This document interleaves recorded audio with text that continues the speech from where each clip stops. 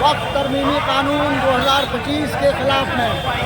वक्फ बचाओ संविधान बचाओ संघर्ष मोर्चा के ज़ेर एहतमाम आज का ये अजीमुशान एहतजाज और अजीमुशान जन सैलाब जिसने चंपारण की तारीखी सरजमीन से एक तारीख रकम की है और पूरे मुल्क भारत को ये पैगाम दिया है, बिलखुसूस मोदी हुकूमत के उन कारकर्दगियों की खिलाफ आवाज़ बुलंद की है। और आज ये तारीख 7 जुलूस इंशाअल्लाह ताला आने वाले